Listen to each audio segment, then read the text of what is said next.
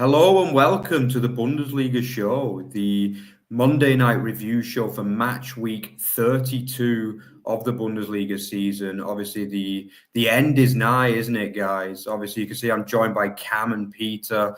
Obviously, another fantastic weekend of sport as well we've had in action. And obviously, so many kind of permutations at the top and the bottom of the table. So what better way to start this week than with Kiosk Club? So over to you, Peter, to kick us off. Well, it was a somewhat anticlimactic finish to the Bundesliga title race this year, and as a result, much of the German press didn't really quite know what to say. I saved this for you from the Bild today, the Bild am Montag. Bayern is sauer over being the Sofameister. The Sofameister is, of course, someone whose championship is confirmed on the couch. You don't have to be a native speaker of German to figure that part out. The same was true of the Süddeutsche, which just said der Rest ist Formsache. So it's just all, we're going through the motions at this point. As a matter of fact, the Süddeutsche didn't even lead with Bayern's title at all on the front page. This had a lot to do with the fact that Warren Buffett was in the news, and he is everybody in Germany's favorite capitalist. The kicker did not even lead with Bayern at all. Instead, we got a huge story on Markus Krösche, the man who coined the phrase heavy metal football. That's one of your favorite phrases, is it not, Mark? I know. Yeah, it is. The FCK nowadays. Yeah. Indeed. It's a good piece on him, as a matter of fact, dating back through his days of Paderborn and then through Leipzig. I thought it was well done. But in any event, you know, the real stories about Bayern, they just simply weren't there. I saved the Bild am Sonntag for you as well, because I found this to be incredibly humorous. You know that we have we coined the nickname here on this podcast for Danish attacker Jens Stage of SV Werder Bremen. Jens, all the world's a stage. We put some Shakespearean stuff in there because we wanted to make sure that we remembered how to pronounce his name correctly. Danish pronunciation is strange. You know, you would think his name would be Jens Stage. But they had, Gegen Union sind immer die Tage von Stage. They messed up. What are they doing? What is the Sportbild doing here? They are not, you know, they should watch our podcast. You can't call this man Stage. His name's not Stage. It doesn't, the Tage from stage, that makes no sense. So anyway, I thought you might appreciate that. Yeah. I guess I'll turn it over to you. Before I do, what a pleasant surprise to see Bully News star Cam Smith with us again this evening. It's great to see you, Cam. You have a nice weekend. Yeah, amazing. I mean, we had family visiting from up north this weekend. So yesterday, I didn't watch any football or not enough football at all. So I've spent most of today just watching everything and trying to get myself back up to speed. But as always with this league, you miss one day and you feel like you've missed so much, don't you? Yeah, but when the Northerners are in town, Cam, you know, you've got priorities, haven't you? So yeah, definitely. Unfortunately for you, though, from the other side of the Pennines. Oh no, that's no good. Yeah, but actually, I got family from that side of the Pennines as well. So yeah, anywhere in the north is just about okay. But Lancashire is always best. Yeah, for you British guys out there. But yeah, anyway, I mean, what a weekend it was. I mean, obviously, as you mentioned, Peter, you've already kind of led on it. Bayern are the Meister for the 34th time in their history. But I mean, yeah, there was a kind of, in my opinion, a bit of a muted response from the Bundesrepublik, from journalists and people alike. I mean, Cam, I'm going to throw it over to you. Does anyone really care that Bayern are the Meister, really? Well, I mean, I would start by saying that I think there's a few more English people that care about it because of Harry Kane.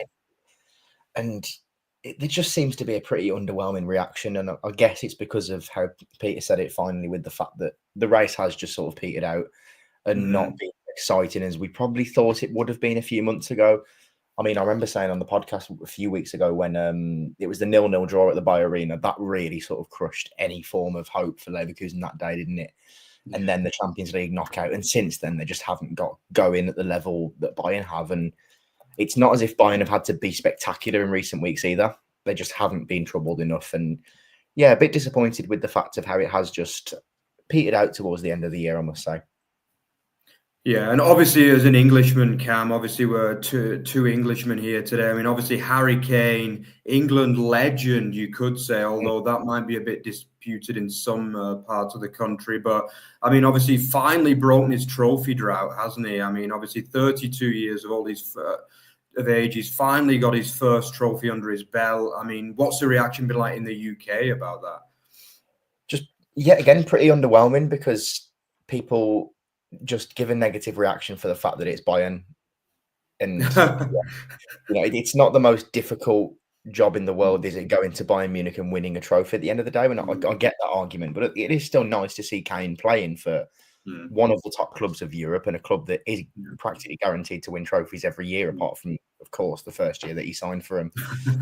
It's a bit of, as I say, underwhelming, to be honest. It's just, well, that's what you're expected to do at Bayern, and I guess that's carried over to England, where the Bundesliga has a strange reputation anyway in this country, doesn't it, in terms of it being called a farmers' league and a lot of other insults that I wouldn't like to share on this podcast.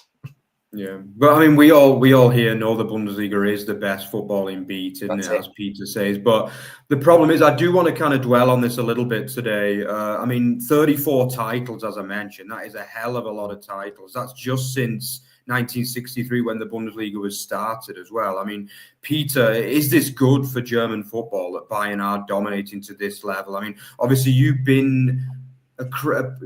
not always been a critic of FC Bayern over the years, but I mean, is this good for German football, do you think? Of course not. I mean, Bayern had a string of 9 consecutive titles. This was, of course, broken by Leverkusen last year, which made for a good story. Leverkusen are, after all, a company club, however, a non-50+1 club. And the last team besides Bayern, Dortmund, or Leverkusen to win the title was Wolfsburg, which is, of course, also a company club. So we're all looking forward to that. I mean, when I was growing up, when I was a kid, Bayern also dominated, of course, except for the years that the FCK beat them. But in any event, it was always, I think, the league right up until around the time that Dortmund and Bayern became the 2 largest clubs. It was always a showdown between Bayern and a certain club for which everything was going right. Whether that club was Lautern, whether it was Bremen, whether it was Stuttgart, that was the Bundesliga that I grew up with, and I certainly hope to see that sometime again. And I mean, this wasn't this was sort of a comical stumble to the title for Bayern this year. What, did something happen? Yeah. Oh no, go ahead. Okay. I heard something. Am might wanted to say something.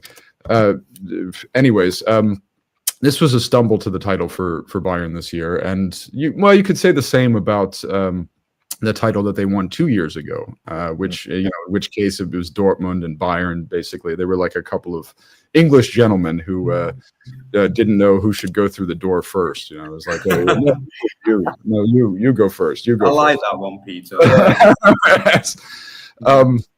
And I mean, for whatever it's worth, the match was hilarious. The match was one of the most hilarious matches I've ever seen in my life. Jonas Urbig, what was he doing on that opening goal? I thought it was Mark Flecken in goal for a second there. There was the Eric Dyer goal, which Eric Dyer, of course, also it's his first title. I suppose that Englishmen are very, very excited about seeing both of those former Tottenham teammates get a title. And Dyer will be leaving, and he scored his second Bundesliga goal on his way out. But the cameras were so focused on Harry Kane that they actually missed the next. They missed they missed the Michael Oli's goal because the cameras focused on Harry Kane in the stands. It was fun as hell. And then, of course, Bayern end up blowing it again. Xavi Simons finally atoning for his horrible performance last week with that pass to Yusuf Poulsen. who's the party crasher. The Dane gets to be the party crasher. And yeah, I mean, it was a title clinching match befitting of the season. I have to say that much. And, well, we'll be hoping for. I mean, look, I'm hoping for some good stories in the Bundesliga next season. I would certainly like to see a club other than Bayern, Dortmund, Leipzig, or Leverkusen contend for the title. Whether or not that happens, I don't know. Perhaps I'll toss it over to you, Mark, or you, Cam, to seg you to where we wish to go next. I just want to add one final thing, really, on just what Peter was saying. I think a good Bayern being successful is good for German football in terms of the European race and getting extra European positions. That's always good to see Bayern being successful. But on the other hand, it's like we've saw the last 10 years, and Borussia Dortmund is equally as much to blame for me with the fact that they willingly let players go to Bayern all the time. You know, I'm not saying it's all Bayern and then this evil club, because Dortmund have simply let this happen for too long now as well. And we had that run from 2012 to when they eventually lost the title, didn't we? And Bayern have just become this commercial giant now, in the same way that we look at other elite European clubs, the 6 English clubs alongside Madrid, Barcelona. Bayern are in that tier now where they are just, as I say, a commercial giant, and trying to match that domestically, it's just practically impossible unless you've got the company back in like Leverkusen or Leipzig have. And even that, there's still not the history and not the real tradition to then go head to head with Bayern over a sort of period of more than 2 years, really. And we're seeing that now with Leverkusen.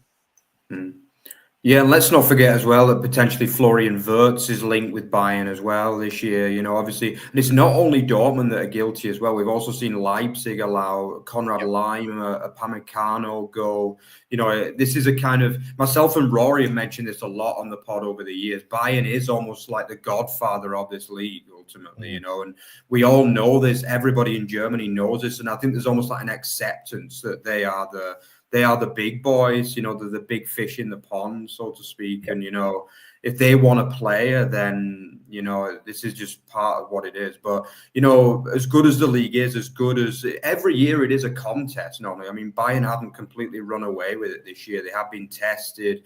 Obviously, Mainz beat them. Even Bochum were able to beat them as well. And, you know, they have been tested on a relatively regular basis. But, you know, ultimately 8 points clear with 2 games to go is a relatively comfortable title win. And we'll just have to wait and see ahead of next year, won't we? But yeah, I just want to continue by moving on to the team that allowed them to obviously win. Leverkusen, a Leverkusen win in Freiburg would technically have kept the title race open another week, even though looking at the goal difference, it would have been over anyway, really. But obviously it looked like, you know, your kind of second team, Cam, really, Freiburg were going to get a famous win, didn't it?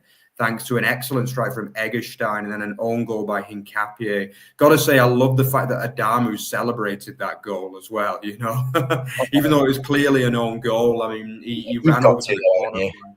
That was quite a funny moment, really, because obviously the striker, you know, the beleaguered striker, really, who doesn't get many goals, you know. But obviously then, Cam, I mean, they kind of fell apart a little bit the last 10 minutes, didn't they, which was disappointing for them because obviously they needed the 3 points to, you know, stay in the Champions League positions, although the 1 point did keep them 4th, but they would have been looking a lot prettier 2 points better off, wouldn't they? But I think as soon as that goal went in from Grimaldo in the 83rd minute or something like that, it's Leverkusen, isn't it? How many times have we saw a similar story happen? It just felt inevitable, didn't it? I wasn't watching it live, but I just saw the notification go up on my phone and I'm like, I know exactly what's going to happen at some point in 5-10 minutes.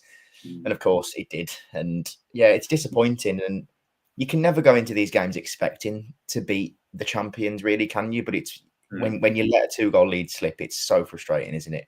And I like the fact that you called Freiburg my second team now. That's it's a bit controversial, that one. Yeah, I mean, as somebody who moved to Baden-Württemberg last year, I do have a soft spot for both them and Stuttgart. Which is that illegal, having a soft spot for 2? It's a derby, but not a derby sort of thing. Is that?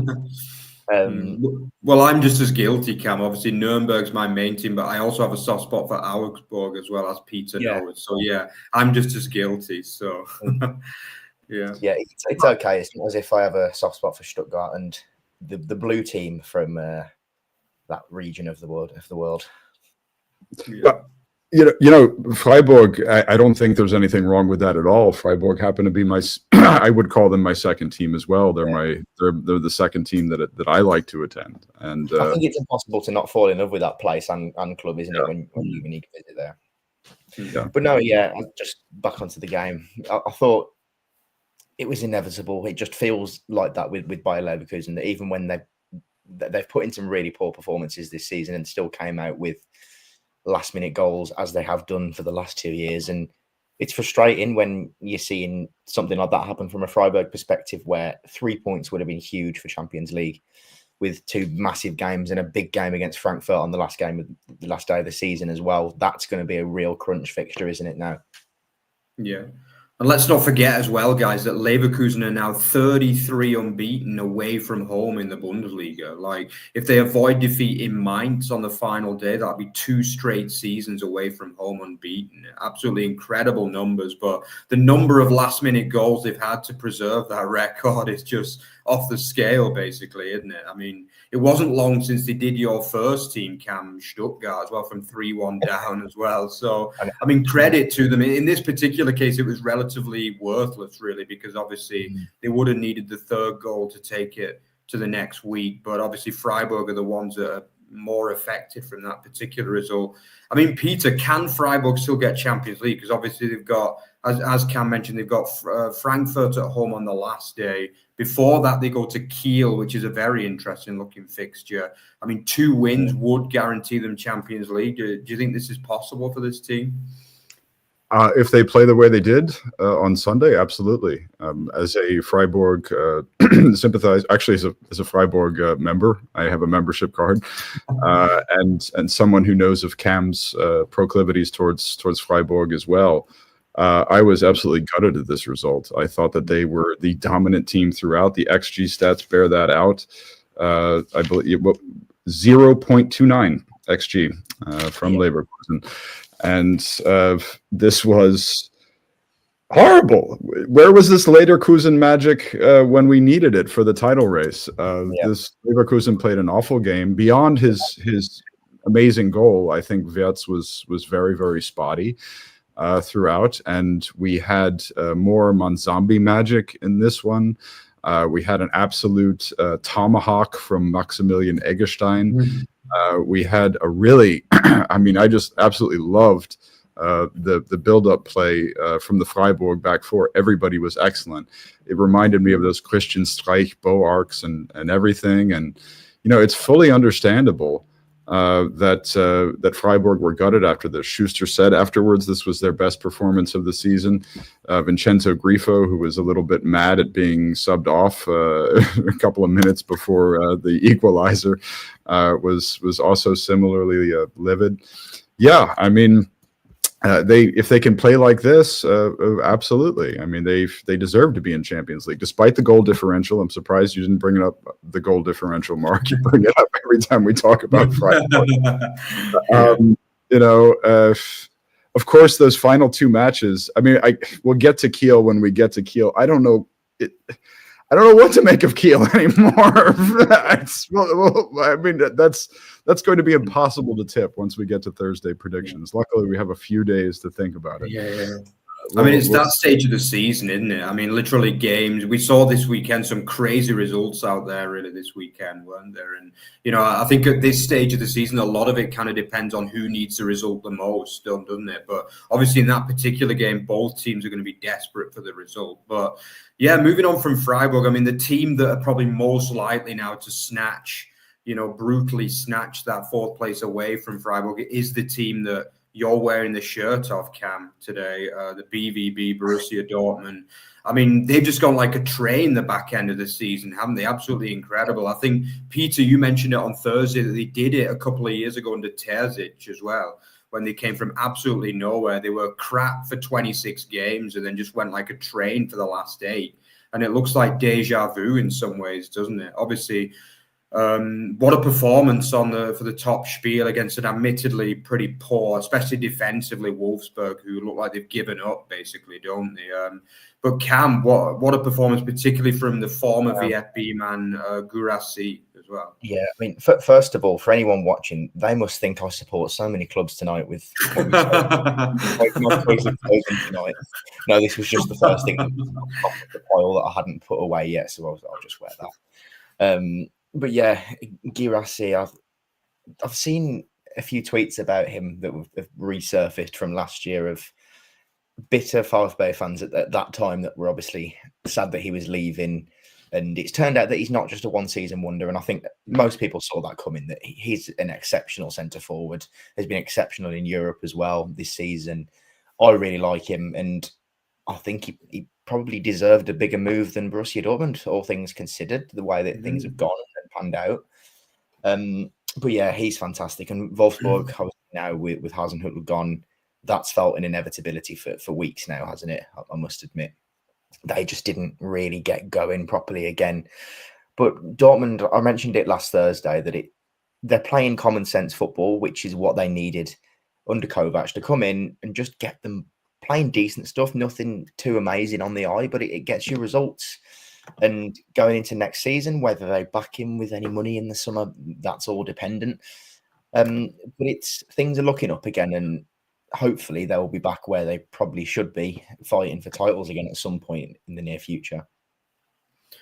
Yeah, definitely. I mean, credit to Kovac. Obviously, Kovac against his former club as well, Wolfsburg, too, with another comfortable win. He's really transformed them, particularly domestically, when, Şahin couldn't get a single tune out of that squad, could he at all? But Peter, I mean, yeah, have you been equally impressed with Dortmund, or do you think it's just more of a case of a bit of just back to basics for them? We've been consistently tipping Dortmund for weeks. Cam and I on the Thursday show were both in agreement that this was the easiest match out of all of the weekend fixtures to tip. It was so obvious that they were going to win with this new 3-4-3 system that they have. It's also, can function as a 3-4-2-1 too. Yeah, I mean, this result didn't surprise me at all, given the general form uptick of this back three of, disappointing defenders hitherto, Sude, Anton, and Ben Sebaini. Brandt, again, has a chip on his shoulder. He has something to prove, not to mention probably a new club to look for. A wonderful assist there by Pascal Gross. I think that was one of the best assists that I've seen all season. And as Cam mentioned, brilliant stuff from Guirassy and my boy Karim Adeyemi. Just Adeyemi. That was the Adeyemi show after that. So yeah, of course. I mean, we knew that they were going to get back up there as soon as they stabilized, and the Champions League elimination helped them a lot in this regard. It really did, along with the Pokal elimination. And yeah, I mean, there's just nothing surprising there, including the Hasenhüttl sacking. I mean, we've known that's been coming for weeks.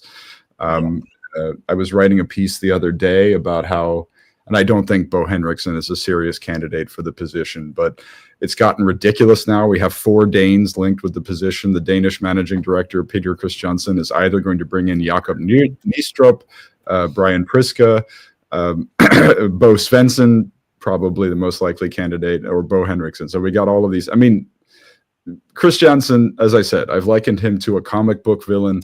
Man is a mean thug, and he wants his countrymen in there, and that's what he's going to get. So yeah, nothing really surprising there. But I mean, what's happened to Wolfsburg? Yeah. So sorry. Go on, Cam. Go ahead. Get ready for the Jonas Wind 25-goal season next year. Yeah, exactly. Yeah, well, it's definitely not going to be a Mura, is it? It looks like he's going to be on his way out after the bust up as well. I should mention that Amora, that was a very nice Fallrückzieher from him. Now I've forgotten what Fallrückzieher is in English. The overhead kick, yeah. Oh, overhead kick in British English, bicycle kick in American English. Yeah. Okay, Yeah. I remember. That was what you when you posted the picture of me after Jude Bellingham's one. That's right. I almost forgot about that. But come on, it wasn't as good as Yannis Antiste's, was it, Peter, for Nuremberg on the 125-year anniversary? Come on, guys. We've got to get Nuremberg in there a little bit on the show this week. But yeah, that was another very, very good overhead kick, which you've got to check out if you haven't seen it. But probably the only decent thing Nuremberg did in that particular game. But yeah, anyway. But yeah, I mean, obviously, what went wrong for Wolfsburg? Because I think myself and you, Cam, we were both in the camp of Wolfsburg for Champions League, which looks a little bit embarrassing, really. Now, I think we should hide our faces for that one. But what went wrong for them? Because they looked so good for parts of the first half of the season, didn't they?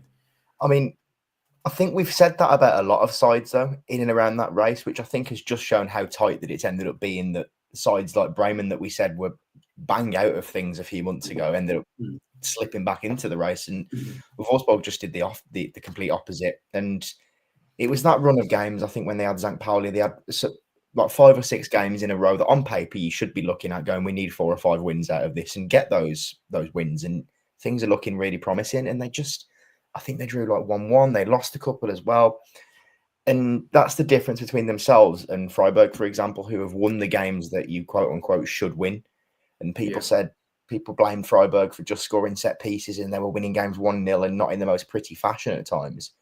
But it's getting those results over the line. And that's something that Wolfsburg, the complete antithesis of probably Freiburg this second half of the season, that's what's proved to bite them on the backside, really, that they just can't see games out. Yeah.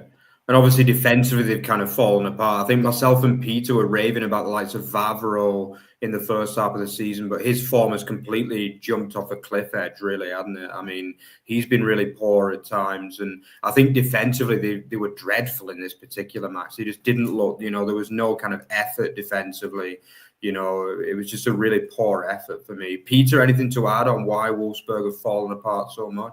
Yeah, you mentioned that Niko Kovac beat his former club. And as I was thinking about all the failures of Wolfsburg since Oliver Glasner departed, Van Bommel, Kofeld, and then later Kovac, and they could never qualify for Europe. Really, the common factor is that this squad is never well balanced. It's a rich club. They're laying off Volkswagen workers, but they're always throwing money after footballers. And what is the other most famously poorly balanced club in the Bundesliga, besides maybe Dortmund? Hoffenheim, precisely. So if you got a lot of money to throw, it doesn't mean you're going to throw it in the right areas, and that's football for you. Yeah, it does look like a hopelessly unbalanced squad. I mean, the fact that Kilian Fischer gets so much game time. I mean, as a former Nuremberger, he barely got a look in for Nuremberg, and there was quite a bit of surprise that they paid so much for him, and now he gets. He's been maligned by the fans the whole season, but he's still getting picked in that back three, which is just bizarre, really, at times. But, as you say, Peter, it does look like a very, very unbalanced squad. Obviously, Amura's form as well has dropped off the back end of the season too, not helped by bust-ups on the training field and whatever. But, I mean, yeah, their season has well and truly fallen apart. But talking to two teams whose season hasn't really fallen apart and, are still well on track for European football, it's Mainz 05 and Eintracht Frankfurt. I mean, they obviously played the finale of the weekend, didn't they? And, it's a game we've got to mention when talking about the European race. But, Peter, I mean, what do you make of this one? And for me, I just kind of think Mainz have been really unlucky in recent weeks. I don't think they played badly at all, but this was another game where they had chances to win it, weren't quite able to get over the line. Frankfurt will probably feel the same in this one too, but what do you make of this one? Not much. It wasn't a particularly good football match. A lot of that had to do with the fact that there was some disruption of the flow due to those the Eintracht leftovers. Did you see that scene where Nadia Mamiri actually even picked up kind of a shame because the Mainz choreo prior to kickoff was top notch. I mean it was kind of a dud of a football match. Although I mean I liked a lot of the midfield flight direction that Kaishu Sano did. But other than that, there was a lot of disruption to the flow. That also had something to do with the fact that both Dominic Kor and Danny da Costa were lost to injury during the match. And Stefan Bell, whom I wrote a story about this week too. I mean, he got a contract extension, and now with Thomas Müller leaving Bayern, he's officially the Bundesliga's longest-serving loyal player. So quite the unsung hero who was in the dustbin until Bo Svensson took him out. The hell of a story, Stefan Bell is, but he had kind of a poor match after he came on. Ekitike had a couple of chances that he didn't convert, and then the only real highlights the Burkhardt equalizer was just kind of lucky. The only real highlights came after or near the end of normal time when they traded chances. It was Ekitike and Burkhardt. So kind of a hard watch, this one, which, as I said, there were so many disruptions. It was difficult for both teams to get into flow, and that had a lot to do with it. But I expected a little bit more from these teams that were, after all, competing for Europe. Eintracht had a chance to clinch their Champions League place, and indeed they probably should have had Ekitike put to bed some of those chances. Yeah, I don't know. I mean, it was hard to find football stories in this one. There was a lot of off-pitch stuff. I mean, when I saw Lasse Ries get his debut, he had a good game, though. To be fair, he did. Yeah, he did. It kind of reminded me when Finn Dahmen got his surprise debut for Mainz as well. And I remember looking at the keeper and who the hell is this? And is he 12 years old or what? But yeah, he had a good game. So maybe he's the next Finn Dahmen. Yeah. We have too many keepers in Germany, and Finn Dahmen's over to play for you guys at some point, I'm sure. Is he half English? That's the key, Yeah. But talking of more entertaining draws, I mean, we had some great draws in the Bundesliga this weekend, didn't we? I mean, Cam, I'm going to let you lead in on this one. The famous 4-4 draw between Gladbach and Hoffenheim. I mean, watching this game, you kind of saw that there's so much quality in both of these teams, but you can also see why neither of these teams are really going to achieve the goals this season as well. Because, I mean, some of the goalkeeping and the defending was woeful from both teams, to be honest. I mean, how Omlin keeps getting games for Gladbach, I'll never know. But anyway, I mean, Pereira Cardozo was having a great time, the young keeper, and then he got booted out. And Gladbach have conceded 4 pretty much every game ever since. But I mean, this was a great watch. For me, this was a typical Bundesliga game, parts of brilliant quality, mistakes, great atmosphere and things. What do you make of this one, Cam?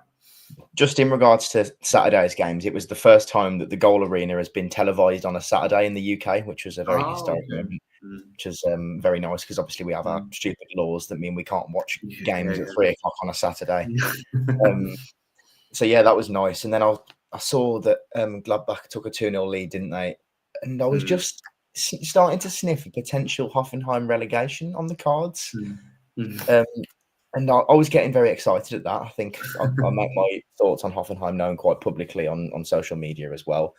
I got a bit giddy, and then obviously that didn't turn out to happen, did it? But we've said about Gladbach a lot this season on this podcast. You don't know which version of them you're going to get. And I think Hoffenheim also fall under that label, more so than being poor. But they still have showed signs this season that a potential turnaround would have been possible. But again, I just think with both sides, it's a case of you don't know which one that you're going to get. They're both very temperamental sides.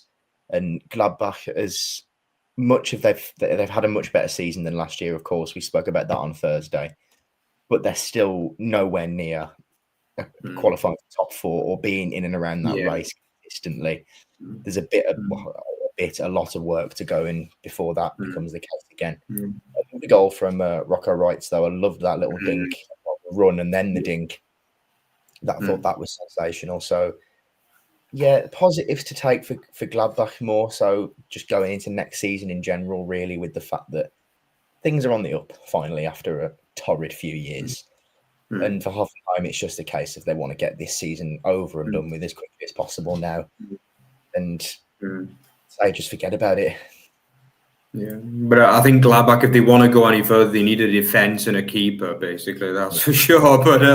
But yeah, I agree. They do play some good football. I mean, as you say, Rocco Wright, that was a hell of a goal. It really was. But obviously, another great strike was Hlojek as well, who's a man I've never known a player come so much in and out of form in my life. Like he has 3 or 4 amazing games where you think, wow, this guy could be one of the best forwards in the Bundesliga, and then he goes completely AWOL for like 2 months, doesn't he? Basically. Then again, I think that just sums up Hoffenheim in general this season. To be honest, there's players that I saw.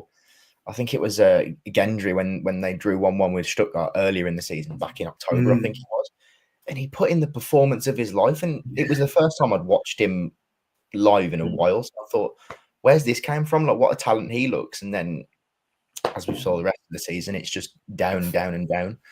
Yeah, and I think that's always the same with them, isn't it? Yeah. There's a lot of players in that Hoffenheim squad that I think that you can use that label. And even Tom Bischoff has been very poor in recent weeks, hasn't he? He was very poor down in Freiburg a few weekends ago when I saw him. And there's just not much to shout about for Die Heichgauer at the moment. If I nailed that pronunciation, Peter. Yeah. How did he do, Peter? What would you give it out of 10? Yeah. So solid 8 out of 10. Yeah, Heichgauer. It's Yeah, Cam's German is fine. It's fine. I of course call them the Sinsheimers. I don't always make my views about Hoffenheim known on social media, but I mean any and every article that I've ever written about them, I mean, has come with some snark. Yeah, I mean, it was a case of God, what a weird game that was. What a weird game that was. I mean, you had Tim Kleindienst, doing amazing stuff and then terrible stuff. I mean, it was so up and down. It was incredibly entertaining. Wrights made several mistakes despite that great goal. I think it was a funny game for Hoffenheim because you had guys like Flotzek and Arthur Chavez who were doing things horrible all season long. Finally doing something right. And you had nice little moment of magic from Bulta on his as well, and Cam, of course, he did a little ode to Andrej Kramaric on Thursday's pod, a well-deserved one. He is an incredible player. We both agreed on that, obviously, and he's also great in late season form. 3 assists from him in the second half. So, yeah, I mean.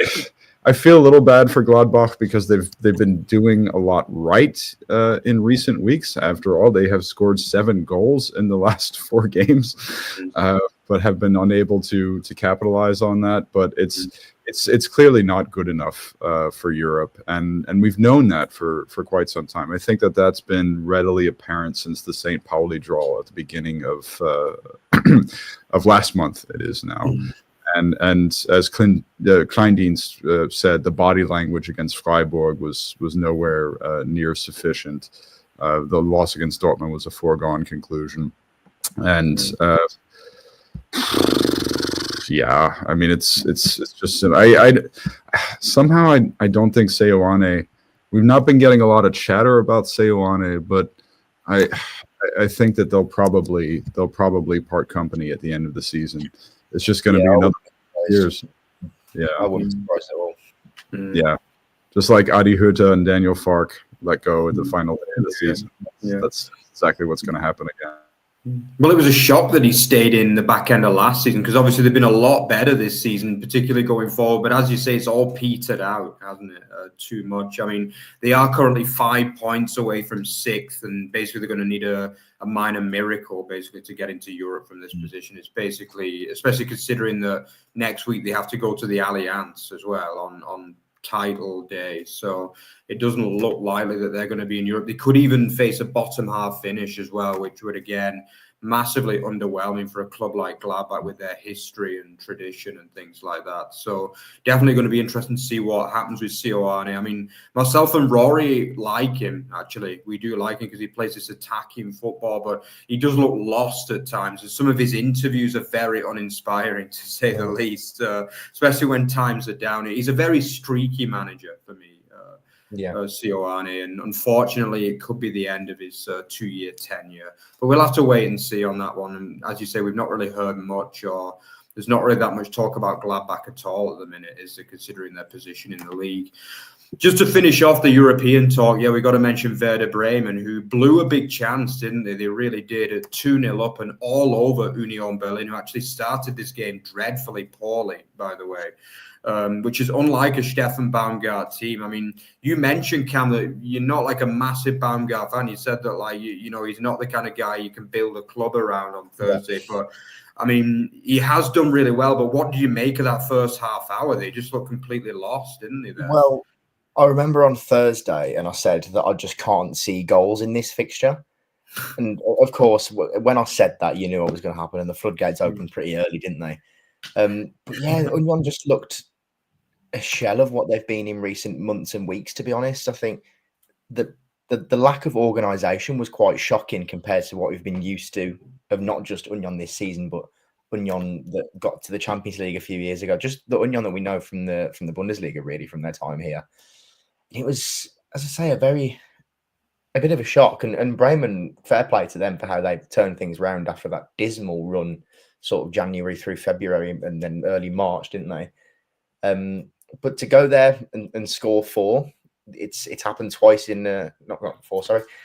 But to go there and score goals is a difficult thing to do, and teams are proving that you can breach that Union defence.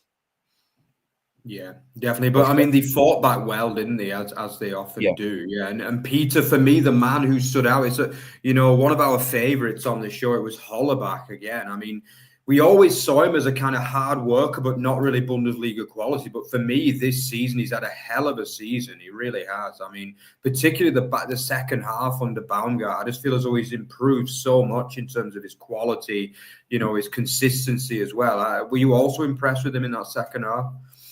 Of course, and I think he'll be moving. I lend a lot of credence to the transfer rumors that he'll be moving to Gladbach, as a matter of fact, after the season. It was a very good performance from him.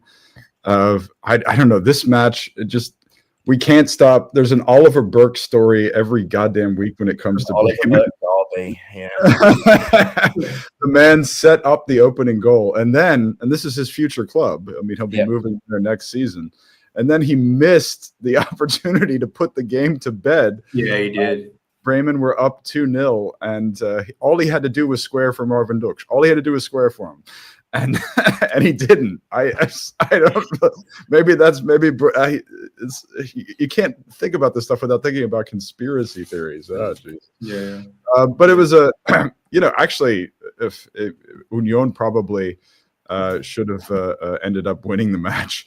Had Illich, who is probably he's the one that Baumgart has really gotten going. I mean, he made 0 appearances under Svensson, but then under Baumgart, he worked him into the lineup after 2 match days, and he's really thrived. Yeah, they should have won that game at the end because of with the Illich chance. Always a pleasure to see Laszlo Benes score as well. Former Augsburg, man.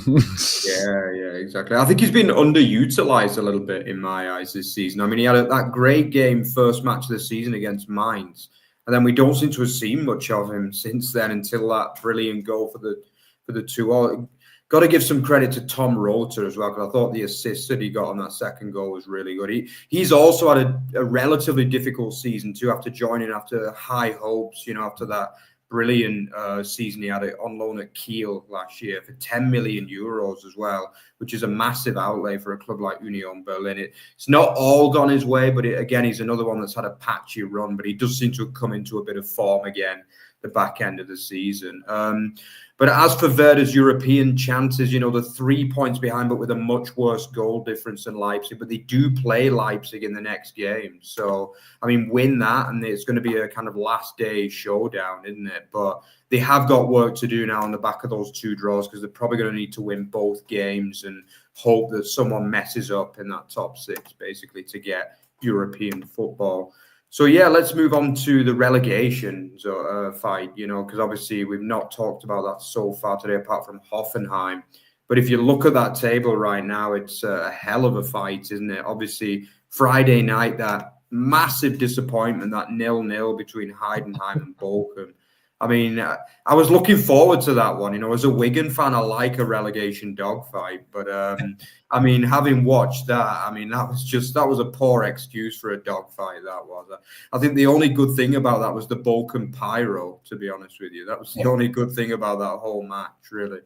But yeah, obviously on the Sunday, 2 days later, Kiel did produce the goods with a famous 3-1 win at Augsburg as well. But I've got to say, as an Augsburg sympathizer, that penalty, I'm sorry, guys, but I just, every game it seems like Augsburg get done with a dodgy decision. And I couldn't believe what I was seeing when that was given. I didn't actually watch it live because myself and Peter were obviously at the game, just on the way back from the game. But when I saw that back, I mean, come on, guys. I mean, I'm happy for Kiel and everything, but what do you think, Cam? Do you agree that it was a botched decision? Or? Yeah, I mean, because it reminded me, because as you said, Augsburg seem to have one every week, don't they? There was the one, for me, the worst one was against Hoffenheim. Oh, God, yeah.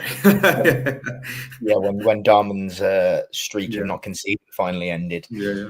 But, and the red card against Bayern as well, the Zessiger one. That was a joke. Yeah. But I felt like a loss of this ilk was coming for Augsburg, really. And when we discussed it on Thursday, there was always that sort of discussion as to if Augsburg's season's practically over now in regards to European finish, there is the argument that they could end up sort of on the beach, whilst Kiel are obviously desperate for points. And then we also said on Thursday about how realistically Bochum need a win. A draw doesn't send them down, but they need a win to have any sort of chance. And Kiel will have seen that and capitalised on it fantastically, I must admit.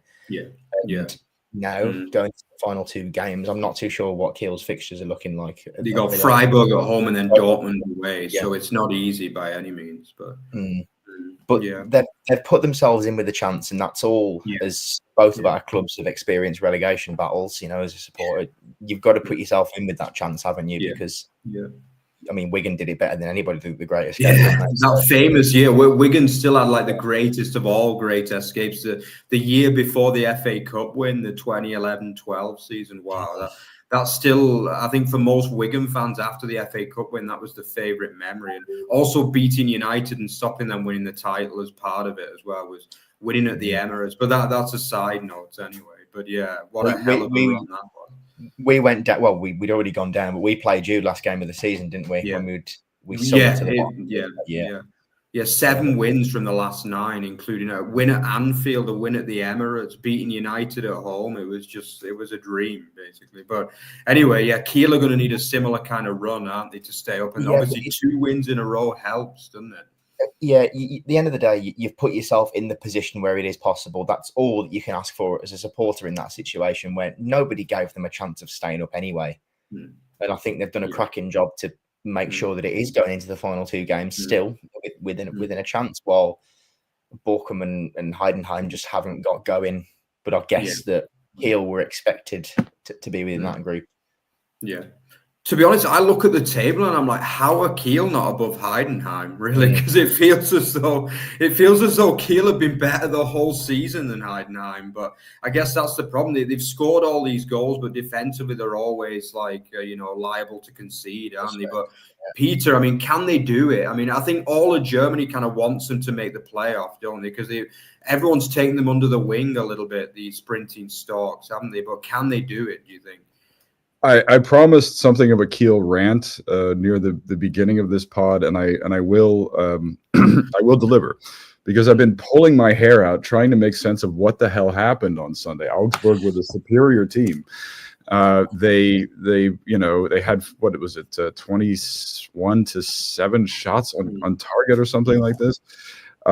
We talked about this on the Thursday pod, and of course we mentioned the Hinrunde fixture in which Kiel suddenly exploded for 5 goals against Augsburg. So I had to look this up. Kiel have scored 8 goals on 15 shots against Augsburg this season. Wow. And it just gets ridiculous. I mean, when we look at this. Augsburg were the better team. They were tactically and technically superior the whole time throughout. I gave this match a little bit of a deep scout. And the penalty, the DFB has officially admitted the mistake that it should not have been awarded in this game. Only about the 20th one that's gone against Augsburg this season. Well, I mean, I thought initially it was one of those subjective things in football where you're like, yes, obviously he got the ball, obviously, but there's this subjective, really murky thing about what we call a follow through tackle, and whether or not a player can control that, and whether or not a player has deliberately overdone his tackle after he got the ball. I don't really. That's a whole black box. It's very, very mysterious because you don't really know what the player's intention are. I mean, those of it on the pitch. How many times does it happen? It could happen to any one of us. I didn't mean to hurt this guy. I meant to get the ball, and all of a sudden, from another vantage point, my follow through looks like it was malicious. I don't know. But anyway, back to Kiel. When we talked about their confidence, we've mentioned a million times that they had the toughest remaining schedule out of all of the remaining relegation candidates, and they're defying the odds. Dana, this keeper, what a freaking match he had.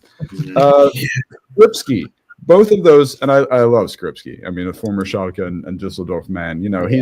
He's so. It's ridiculous. He just, when he knows when to turn it on, he just turns it on. I think he's scored something like I forget the statistics. I read an article on it a few weeks back when he got a brace, but it's like something like 6 goals from 8 shots on target or something like this.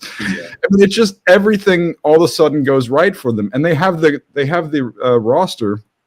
Pardon my American English translation of the German word, Kader, but they have this ridiculous roster of guys that had the least Bundesliga experience out of anyone in the Bundesliga. And look at this attack.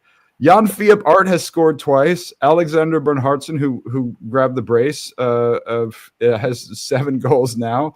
Shuto Machino has 11 after he converted the penalty. Of course, wow. He was. Benedict Pilkler has 1. Future Wolves player Phil Harris has 8. Yeah. None of this makes any goddamn sense. There's been no rhyme or reason to Marcel Ropp's squad selection over the course of the season. I don't even know why he went with Dana. I don't know what Timon Weiner did wrong exactly. I mean, I don't think he did much right over the season. I mean, it's just, and we said this on Thursday too. They are such a straightforward vertical kick and rush team. Yeah. I mean, they look like something out of, you guys are too young to remember this, but back in the days when like FIFA was on Super Nintendo in like 92 or something. I mean, it was so bad. You would have like, this just like, it would be like kick straight. I mean, it reminds you of something out of a freaking video game from when I was a child. Yeah. And they somehow get it done. I don't know what to make of Kiel. How on earth am I supposed to tip them against Freiburg next week? I don't know. Yeah. And I mean, probably the best player on the pitch for Kiel was Remberg, who got suspended. So I started to think in that direction a little bit, and I was thinking to myself, well, okay, with Remberg suspended, maybe, but you can't. Yeah, it doesn't work. It doesn't work. You cannot. I mean, they just defy logic, and they do it with this ridiculously simple football and a rotating cast of actors that somehow thrive in the right times. Jesus Christ, I give up and stick straws in my hair is what I do. I think that's why people love them, though, isn't it? Because they are so unorthodox. I mean, they've got a load of kind of reject players. They play in the middle of nowhere, on the border of Denmark. In a stadium that looks like a Regionalliga stadium, basically, and like somehow as you say, there doesn't seem to be any rhyme or rhythm with the tactics, but they manage to get results and they score goals. And I think there's so many characters in that squad. I think that's why people have taken them under the wing a little bit, because the games have been entertaining the whole season. They concede bags of chances, but they're so clinical as well. Like, they don't need many chances to score a goal, and you've got to give them credit. I mean, that second goal from them, after the dodgy penalty, they had that really kind of scrappy second one, that looping header from Bernhard. So you don't see many goals like that, do you? Against the best keeper in the Bundesliga in the second half of the season as well. Like, he gets some crazy looping header from miles out. This is just Kiel, isn't it? This is Holstein Kiel. And I think they really have a kind of cult following in the Bundesrepublik at the moment. And, you know, one of our regular watchers actually is part of the Greek fan club of Holstein Kiel as well, which is a fantastic story as well. If you're watching, give us a shout out as well, because I know that you do watch our show and follow us on Instagram too. So this is a club that catches the attention. You know, they are popular, and they're kind of like, they're almost like a Blackpool. They remind Cam. I'm sure you'll remember when Blackpool, or maybe you were too young. Actually, you're a lot younger than us. Yeah. Gary Taylor Fletcher. Yeah, Gary Taylor Fletcher. Yeah, and Charlie Adam and people like that. Yeah. I have actually met Gary Taylor Fletcher in my local pub. He was my local non-league team, Hensford, were playing against a team that he's managing, like AFC Crew or something, some non-league side. Wow. And he took the team to, they beat Hensford like 5-1 in the end or something like that. And he took the whole team in the pub for a curry and 6 pints after the game. So wow, can't doubt that. He probably learned that in Blackpool, to be honest, didn't he? But he was more concerned as to how I recognised him. I said, mate, I've watched way too much Premier League years. Yeah. Well, I'm younger. I'm old enough, I should say, to remember that year when Blackpool were in, and it really reminds me of Kiel as well. They really remind me of Kiel so much. Yeah, but I think that's what it is, though, isn't it? Peter said it amazingly, that nothing makes sense, but that's what football fans want. It's the idea that they haven't just came up and threw 10 men behind the ball and just waited for teams to attack them all season. They've played a unique style of football, and it's worked some weeks and hasn't, and it's been a lesson for them, really. And that's all that you want to see. You want to see a team that fights for each other, a team that has energy, a team that has drive and purpose. And without getting too emotional about these things, it's what we all want as a supporter, isn't it? Yeah. I mean, nobody could say they've gone down without a fight, and nobody could say they've not entertained this season, because they've done both, you know, and big credit to them and everyone up there, somewhere miles up north from where I am here in Germany. But a bit of fan mail from for Peter as well. Yeah, your pride and animation describing the Bundesliga is so enjoyable to watch. Thank you. Yeah, there you go. Thank you very much. It gives you goosebumps, doesn't it? I will admit. Yeah, it does. Yeah, it does. Yeah, when he gets when he's in his flow. Yeah, they don't call him Mr. Bundesliga for nothing, you know. They call him Mr. Bundesliga. Who called him? Well, I do anyway. But Anyway, there you go. But obviously the other game isn't going to get as much passion from Peter, I don't think. The Heidenheim Bochum game, which was utterly dire, to be honest with you, wasn't it? And I mean, I don't want to dwell too much on this one because it was that bad. But I mean, Peter, it doesn't really do that much good for either team. You'd probably say Heidenheim are the happier, because obviously it does just about keep them in that third from bottom. Bochum now are going to need a huge turn of results in their favour, aren't they? But not much to say on that one. No, I apologize for all the bad things I ever said about Kevin Müller over the years. I was really concerned about him after that horrific injury. That was bad. Yeah, definitely. Yeah. But I mean, just to finish off today, Cam, I mean, obviously it is going to be those three, even though technically Pauli and Hoffenheim are still in the race mathematically, but at 5 points clear with a better goal difference than Heidenheim, it's going to take a miracle for either of them to get dragged in at this stage. So let's say it is just the three. So who's getting the playoff spot, Cam? I'll start with you. I'm going to throw something out there and say that Holstein Kiel get the playoff place. Ooh, wow. Big tip. Yeah, I think it's because Heidenheim and Bochum bored me so much on Friday that I just don't want to see either of them play any more than we have to see them. Yeah. So, just the football romantic, I guess, saying that I'd like Kiel to do it. Will it happen? Maybe not, because there are two very difficult games. Obviously, Freiburg, who are chasing Europe, and then Dortmund as well. But I'm gonna throw it out there and say Kiel get the relegation playoff, and then Heidenheim in 17th. Ooh, wow, big tip. And Peter, the same, or? I mean, you cannot predict Kiel. I sincerely hope that Cam is right. If we get a Heidenheim Elversberg promotion relegation playoff, a Heidenheim Paderborn, I might watch Paderborn. Yeah, it's okay.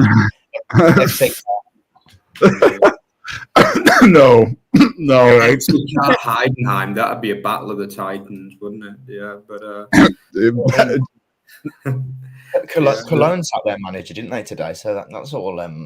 Yeah, what a crazy thing that was. Yeah, I mean, to sack the again. manager who was top with 3 games to go. I mean, admittedly, a draw against Regensburg at home is a crap result, but still to fire him is crazy. But will be interesting to see who goes up. I mean, we could do a whole different show on this Zweite Liga, couldn't we? I mean, there's of course Lautern did the same thing. Köln sacked both their coach and their managing director Christian Keller long past time for him to be gone.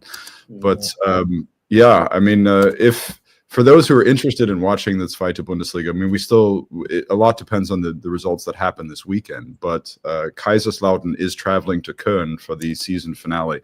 And that could be a massive match if you want to watch the final day of the Bundesliga. But it depends on what happens this weekend. Yeah, you've got to fight your way past Florian Kohfeld's Darmstadt first, right? Yeah, surely that can't be too difficult. But yeah, definitely the Zweite Liga never disappoints. You got to check it out. If any of you don't know about that league, get yourself to a game, get it on your TV, whatever. Yeah. But it is a hell of a league. Just imagine Peter's rant about how Holstein Kiel doesn't make sense. Just imagine that, but every single week, and no team ever wants to go up because they just can't string together a result 3 games in a row. Nobody ever wins because everyone's just as bad as each other. Yeah, it's incredible. Yeah, it is. There's no consistency at all in that league. Yeah, it's unbelievable. It really is. But yeah, that's about time, guys. Where an hour goes really fast for you guys. But yeah, we are out of time, unfortunately. Obviously, the only result we didn't really cover was Stuttgart's relatively pointless 1-0 win, even though there was a lot to say about that game, including another penalty save from Vasily, probably the goalkeeper of the year. And then he later got red carded. Again, another scandalous decision, really, for as far as I can see it. Just seems as though he got sent off for putting his thumb up to the referee, it seemed. But yeah, pretty harsh. And he's now going to miss their trip to Frankfurt next week as well. So, and obviously the other news was Nick Voltemade missed the penalty and then scored the winner as well. So, yeah, but obviously in terms of the actual league, it doesn't really do that much interesting for the league. But yeah, that just about covers everything for this week. So yeah, don't forget to like, comment, and subscribe on the channel, guys. Check out our FC car as well, guys. We went over to the Betzer, the legendary Betzer. Did you watch it, Cam, by the way? Yeah, I'm halfway through. Oh, come on. Yeah, that's you. You got to get it finished. I was watching it on Friday, and then Wolves played on Friday night at the same time as Heidenheim and Bochum. And then just a busy weekend. It is a long vlog. I understand that. I actually, there is an English translation of the Pfalzlied. So when I take you to the Betze, you can learn about the country Pfalzlied there as well. My singing for the FC car is Wieder da as well. Yeah, I think it breaks a few. Even I was a bit shocked at how loud it came across on the camera, but yeah, we had a lot of fun. So check it out anyway. We will have another one out for the Nuremberg 125-year anniversary over the next week at some point, but we can't guarantee when that'll be. And obviously we'll be back as well on Thursday for the prediction show ahead of match week 33. So thanks a lot, guys. It was a pleasure, and we'll see you then. Ciao, ciao. Ciao.